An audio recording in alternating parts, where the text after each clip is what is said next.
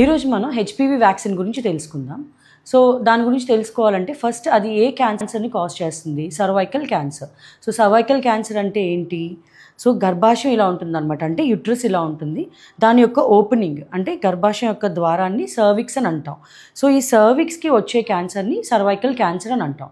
So ఈ cervical cancer ఎందుకు important అంటే ఇండియాలో ఉమెన్లో వచ్చే మోస్ట్ కామన్ క్యాన్సర్ బ్రెస్ట్ అయితే second most common cancer cervical cancer అనమాట. దీనివల్ల చాలా డెత్స్ ఉమెన్లో జరుగుతున్నాయి కాబట్టి సర్వైకల్ క్యాన్సర్ ప్రివెన్షన్ అనేది very very important. So cervical క్యాన్సర్ని ప్రివెంట్ చేయడానికి యూజ్ చేసే వ్యాక్సినే హెచ్పివి వ్యాక్సిన్. సో దీన్ని హెచ్పివి అని ఎందుకు అన్నామంటే ఇది హ్యూమన్ పాపిల్లోమా వైరస్ అనమాట. సో ఎందుకు ఇది important? So most common cause of cervical cancer is HPV virus అనమాట. సో ఈ వైరస్ మనకి ఎలా వస్తుంది అంటే సెక్షువల్ కాంటాక్ట్ ద్వారా వస్తుంది.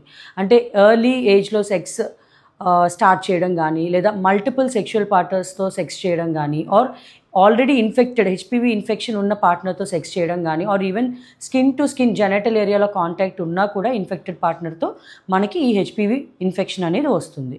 సో ఈ హెచ్పివి వైరస్లో డిఫరెంట్ స్ట్రెయిన్స్ ఉంటాయన్నమాట.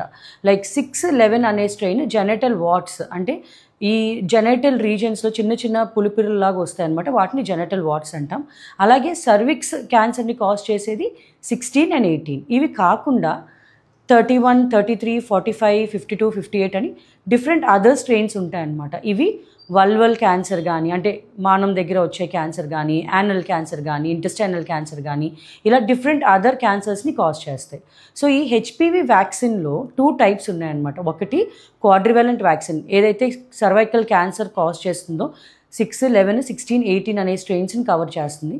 అలానే నానోవెలెంట్ వ్యాక్సిన్ ఈ 4 స్ట్రెయిన్స్తో పాటుగా ఇందాక చెప్పిన 5 స్ట్రెయిన్స్, అంటే మొత్తం 9 స్ట్రెయిన్స్ని ఈ నానోవెలెంట్ వ్యాక్సిన్ కవర్ చేస్తుంది అనమాట. So nonavalent is a bit costly than quadrivalent కాబట్టి అట్లీస్ట్ క్యాన్సర్ సర్విక్స్ ప్రివెన్షన్కి అఫోర్డబుల్ కాని వాళ్ళు అట్లీస్ట్ క్వాడ్రివెలెంట్ వ్యాక్సిన్ వేయించుకుంటే మంచిది. సో ఇది ఎప్పుడు వేయించుకుంటాము, ఏ ఏజ్ గ్రూప్లో వేయించుకుంటాం అంటే యాజ్ ఎర్లీ యాజ్ 9 yearsకి స్టార్ట్ చేయొచ్చు. సో 9 to 15 years వాళ్ళు 2 doses వేసుకుంటే సరిపోతుంది. More than 15 years age group వాళ్ళకి 3 doses అవసరం ఉంటుంది. మోర్ దెన్ 26 years వాళ్ళు ఏంటంటే డాక్టర్ని కన్సల్ట్ చేసి మీ యొక్క బెనిఫిట్స్ అవన్నీ డిస్కస్ చేసుకుని వ్యాక్సిన్ తీసుకోవచ్చు up to 45 years of age. So ఎంత ఎర్లీగా వ్యాక్సిన్ వేస్తే అంత మంచిదని ఎందుకు చెప్తామంటే దాన్ని ప్రొటెక్షన్, అంటే ఆ వ్యాక్సిన్ ఇచ్చే ప్రొటెక్షన్ ఇంకా డబుల్ అవుతుంది అనమాట. అలానే ఇన్ కేస్ మీరు ఈ ఎర్లీ ఏజ్లో కనుక వ్యాక్సిన్ మిస్ అయితే మీ ఫస్ట్ సెక్షువల్ కాంటాక్ట్ అయ్యే ముందే వ్యాక్సిన్ వేయించుకుంటే బెటర్. ఈ 2 మిస్ అయినా కూడా అప్ టు 45 years మీరు వ్యాక్సిన్ వేయించుకోవచ్చు, ఎందుకంటే ఎంతో కొంత ప్రొటెక్షన్ ఉంటుంది కాబట్టి.